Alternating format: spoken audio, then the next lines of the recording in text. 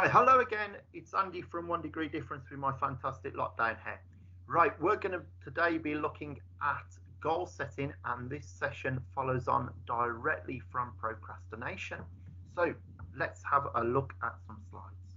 So when we're looking at goal setting activity, it's often really useful to write stuff down. So I would suggest, if you've got a pen and paper, and if you haven't paused the video, go and get some pen and paper, and when you're back, press play. Welcome back. So what I suggest you do with your pen and paper is write down a list of all the stuff you should be doing, but you're not doing because you're sat watching me. Now, this list can be all sorts of stuff. It could be about an essay you've got to get in, or it could be some research that you need to do, or it could be to arrange a placement. Could be anything. Could also be some personal stuff. So it could be around the fact that you need to go and get your shopping in lockdown and it takes an hour, or it could be that you've got to take your old nan a birthday card round. So fill your list with items that you need to do. So if you need to, pause the video. If not, and you've got a whole range of items, let's go on to the next slide. So what I suggest you do now, with each item on your list, give it a number. And the numbers will be 1, 2, or 3. So number 1 is get it done now. It's a task that has to be done today. Now, today can mean anything. It might mean that it's got to be done by 5 o'clock today. End of work time. Could be 10 o'clock tonight. As long as it's done today and there's a particular time that you need to have it done, that's cool. Number 2 is a task that needs to be done in the next few days. Now, you will determine what next few days means. So it could be the end of the working week. It could be midday on Wednesday. But it's a task that has a deadline approaching. Now, the third group is dripping taps. What do I mean by a dripping tap? So it could be a literal dripping tap. For example, my friend moved to Sligo in Ireland, and he married a girl over there, and he was coming back, and we were going to go to a quiz night on a Thursday night. He was back. I was really looking forward to it. First part of the story. Second part of the story, my eldest came back from university, and he decided to have a bath. Now, unbeknownst to my eldest, our tap in the bath had been dripping for about 6 weeks, the exact amount of time that he'd been at university. And what he also didn't know is I had twisted the tap to such an extent that I'd stopped the drip. So let's go back to that Thursday. My eldest is having a bath, and I'm waiting to go out with my friend until I heard a muffled scream come from the kitchen. So I ran down and I looked at my wife, and my wife had got a wet head. And I thought, this is bad. And I looked above my wife's head, and the ceiling was dripping water. And I immediately worked out that the kitchen was beneath the bathroom, and somehow that bath and that dripping tap, something terrible had happened, and I'd flooded my kitchen. Now, a dripping tap in this story might be a literal dripping tap, something that we knew was going to get us, knew was going to go wrong, but we chose to somehow put it off. If I'd have fixed it the day that the first drip happened, I'd have still been able to go out on that Thursday night. As it was, I spent all Thursday fixing a dripping tap and trying to fix the ceiling, which was now flooded, and not going out with my friend to a quiz night. But it can also be a task that hasn't got much importance and has a deadline of long away. So this is the task. You look at your to-do list and you give it a number. 1 needs to be done today. 2, the next few days. 3, it's a dripping tap. Now, normally what would happen at this point is I would invite one of you to share their list, and I would ask really assertive questions until I got a particular answer from you. And that answer would be yes, you were going to commit to doing the action by a certain time. So let's remember that for a moment. I'm going to get you to say, yes, you are going to commit to completing an action by a given time.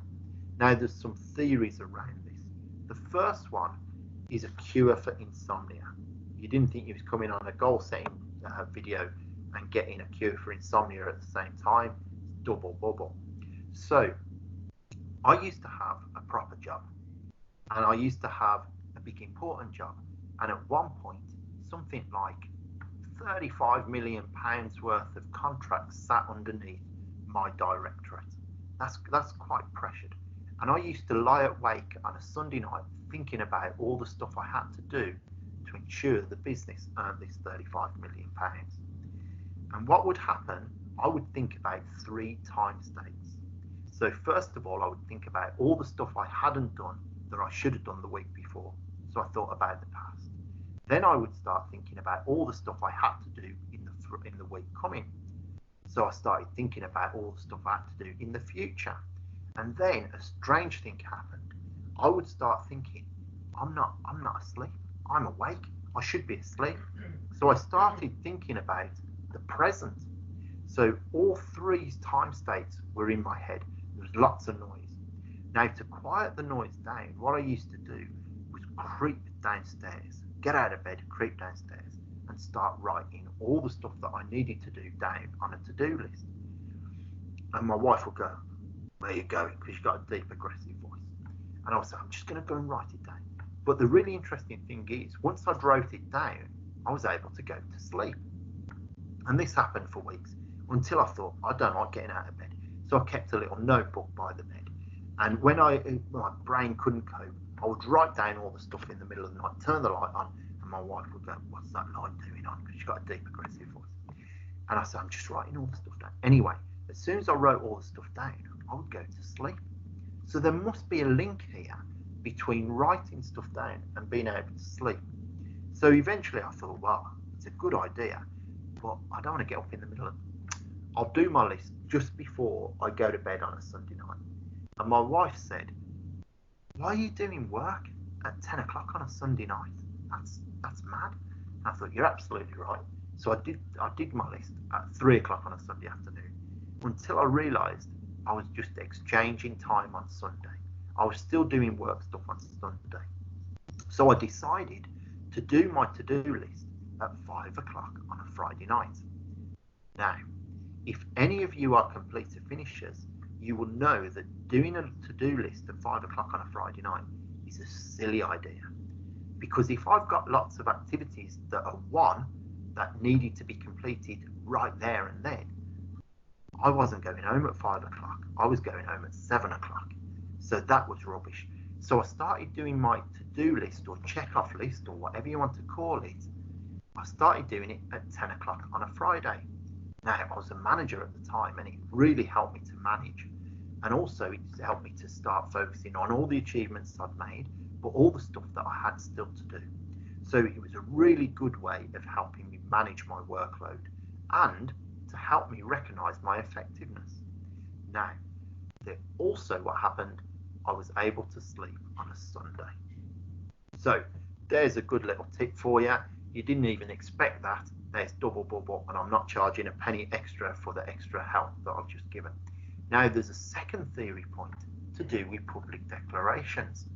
So I would have got one of you to commit publicly to the fact that you were going to complete one of your actions. Maybe you had to do an essay by Friday, and I'd say to you, well, what are you going to commit to today? And you might have said to me, oh, I'm going to get 500 words done. And I'd say, by what time? Say 8 o'clock. So I say, by 8 o'clock, you will have completed 500 words as part of your big dissertation. And you'd have gone, yes. And I'd gone, absolutely, you can definitely do it by 8 o'clock. Yes, no danger. And I'd gone, right, I'm buying that. So you would have made a public declaration. Now, a public declaration increases the probability of positive action by something like 40%. So it's not foolproof, it won't definitely happen, but it increases the probability. Now, if I'm goal setting with someone else, what happens if that someone else tells fibs? So they say they'll get it done by 2 o'clock, but they have no intention. Now, we all have an inbuilt BS detector. Hopefully that's not too controversial to say the word BS, but we have a BS detector. And what we work out is this person's not going to do what they say they are. So if we know that they're not going to commit to the action, and we know that, then it's up to us to challenge them and go, right, so you said you'd get it done by 2. Can you definitely get it done by 2 o'clock? Would it be better if you got it done by 3? Do you need another hour? What about if we said 2:30? Would that work for you? Yeah. Now, you're helping them. You've done them a favour. So again, that increases probability of positive action, social reciprocation, that's called. So commitments to action work. Now, how do I know that this theory works? Well, it's to do with motivation. So let's put our triangle. So motivation works off a triangle, 3 points. The first part of motivation is to do with yourself, intrinsic motivation. And that's doing something for the greater good, something we believe in, something that's worth it. So we might not even get any reward, but we do it because we are passionate about it. Now, I might say to you, are you the type of person who, if they say they're going to complete an essay by 2 o'clock on Friday, are you the type of person, if they say they're going to complete it, definitely will complete it? And you will say, yes, I am that type of person. And I go, can I rely on you? Yes, you can. I will definitely get it done by 2 o'clock. Now, if you then don't get it done by 2 o'clock, you might feel bad about yourself. You might feel a bit anxious. You might feel a bit guilty. And that's because we like to appear consistent with the statements we make about ourselves. And if we let ourselves down, we have something called cognitive dissonance. We don't feel good about it. So if we say out loud or make a commitment on a bit of paper that we are going to complete something by a given time, that increases the probability of positive action. Now, what about these other 2 points of the triangle? Well, that's to do with extrinsic motivation, motivation that comes from outside of us. So the first part of that is an authority figure. Now, I bet some of you do not like authority. I don't like authority. That's why I work for myself, because I tend to be such a disruptive factor that authority gets annoyed with me. And I don't have much respect for rubbish authority. So I have to work for myself. Okay. But even I do as I'm told in certain situations. Now, I'm from Birmingham, you might be able to tell, so I've got a very Brummy accent. So when I go to London, I'm a little frightened Brummy, and the reason I'm frightened is the tube, right? Now, this is a truth, that Brummies are not designed to go on the tube. We are just not evolved that way. So whenever I go down to London, the first thing I look for if I have to go on the tube is somebody in authority. So I seek out somebody in a little orange bib. So I go to them and I go, excuse me, will you help me get to Canary Wharf? And they go, right, what you want to do, go down the escalator, get on platform 6, take the next train, and when you get there, get off at London Bridge, get off the train at London Bridge, go over the little steps, get on the next train at platform 4, and then what you want to do, get off at Canary Wharf, 4th stop. All right, I'll do as I'm told. But if they said to me, are you from Birmingham? I am. Right, where do you want to go? I want to go to Canary Wharf. Right, go and stand in the corner over there, swivelling round 3 times every minute, and then I'll come and get you in 10 minutes to tell you what to do. I'd have done as I was told, right? Because I am fearful in that. So there are situations where we look for authority. Authority leads us. I'm going to give an example of how this works in a minute in real time. But what about the third point? The third point is others.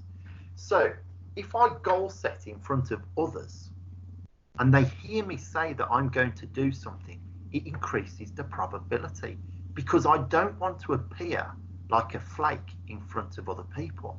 So if I say to someone, right, I am going to lose £2 in weight this week, and they hear me say it and then see me, they will go, did you lose that £2? And I go, yes, I did. They will think, oh, great, he keep his word. And if I don't, what might they think of me then? So if I say, I am going to, I don't know, I'm going to deliver 4 training sessions. Oh, wow. Right. And I am going to teach 30 people. And then they see me at the end of the week, go, how did the training go? And I go, what training? And they say, I thought you was going to do some training. I thought you was going to train 3 groups away. Oh, no, I forgot. They'll think I'm rubbish. They'll think I'm rubbish. So the fact that I make a commitment in front of other people increases the likelihood that I will take action. So where have you seen this before, or maybe heard of this before? If you want something and it's really important here, you'll find a way. If not, you'll find an excuse. So in terms of goal setting, there are some lessons to learn there. One, if we're really interested in something, it's really important to us, we will find a way of doing it. If not, we'll find an excuse. So, big lesson about goal setting, you've got to have a strong reason why. Number 2, writing down your goals, telling other people that you're going to do stuff, perhaps telling someone who you can consider as an authority figure will increase the probability of positive action. Okay, right, thanks for watching again. I'm Andy Woodall. Fantastic lockdown hair. I'm from 1 Degree Difference, and I hope you'll join me on another one of our videos.